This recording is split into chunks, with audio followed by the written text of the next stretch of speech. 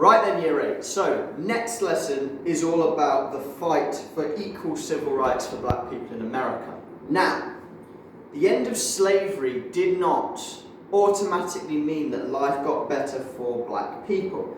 Despite the Emancipation Proclamation abolishing it in 1865, black people in America were not treated as equals. Many whites struggled with the new view that black people were equal citizens because they had been slaves for so long.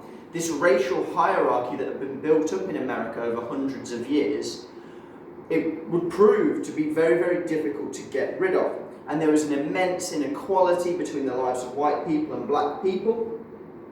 And eventually the civil rights movement began to emerge throughout the 20th century.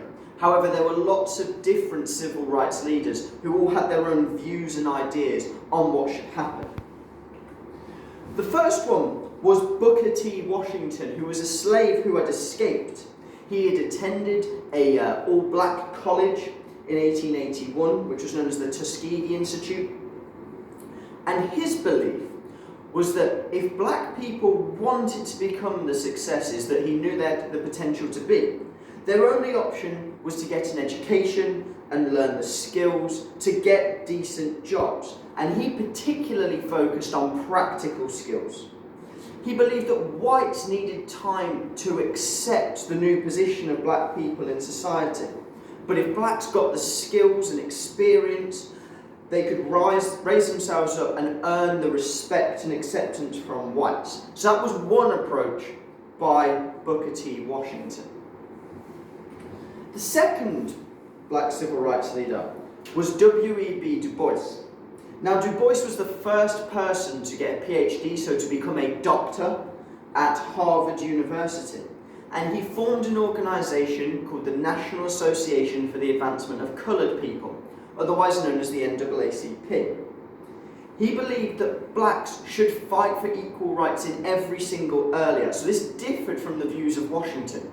Washington believed black people needed to almost earn the respect of whites, whereas Du Bois took the view that if black people have to earn the respect, really they're not treated as equals. They should have that respect from the off. So by virtue of being a black person in America, you should be treated with the same respect as whites.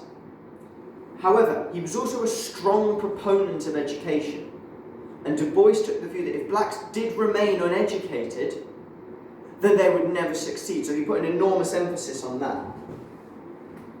Our final black civil rights leader is Marcus Garvey. And he set up another organisation called the Universal Negro Improvement Association. Rather than trying to integrate themselves into American society, Garvey believed that the American blacks should form their homeland in Africa. That's where their heritage was really from. And he began the Back to Africa movement. And he famously said that Europe should be for Europeans, Asia for the Asiatics, and Africa for the Africans. So his belief was we will leave America and we will set up our own homeland in America because that would be the only place that black people would be able to thrive. Garvey's view did not take off in the way that he thought it would. For the most part, black Americans decided to remain in America because that was the only home they had ever known. They didn't know too much about Africa. Obviously, their names had all been changed to Western European ones. They had no knowledge of their native languages or native religion, so America really was the only place for them. But in the southern part of the United States existed a form of segregation known as the Jim Crow laws, which I touched upon in the last lesson. And the most famous example of this was the buses in the South. White people would sit at the front, black people would sit at the back. And on occasions there would be signs for saying for coloured only, for white only, and so on. So, on the 1st of December 1965, a woman named Rosa Parks, who had a very, very long day at work, got on the bus and found that the bus was absolutely packed full of people and the only seat left available was one at the front, which was traditionally reserved for white people. No one was sat in it, so she went and sat down. And eventually a white passenger boarded and expected Miss Parks to give up her seat. She refused. This became a big scandal, and the police arrived and she was put in prison and fined. What began as a result of Rosa Parks' decision not to give up her seat was a boycott of the buses by black people in the town of Montgomery, Alabama. Now, black people had always used the bus, because they were in sort of a lower social class. So they had to use the bus in order to go to work. So the black community got together and refused to board the buses, costing the bus companies large numbers of money. They organised their own form of transportations, whether it be by cars, some people chose to walk, and so on. The boycott lasted over a year, and eventually it forced the bus companies to get rid of these rules. And a little known at the time, but he goes on to be very, very famous, a man named Martin Luther King Jr., a black religious preacher, seized upon this as the start of the civil rights movement.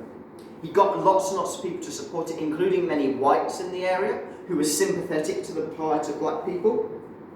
And eventually it went all the way through the court system, and the Supreme Court, so the highest court in America, ruled the decision that said it was illegal to segregate buses. And this caused a spiral effect, and over time, more and more things began to be desegregated. So the start of the civil rights movement really begins properly when black people finally attain civil rights throughout the 1960s. And this is the point when you see figures like Martin Luther King, who we'll learn about in the next lesson, about what they were able to achieve and what they were able to accomplish. So, once you finish watching this video, make sure we read through the text, make sure we answer the questions, and then make sure you email your evidence to your teacher. Thank you very much, Year 8.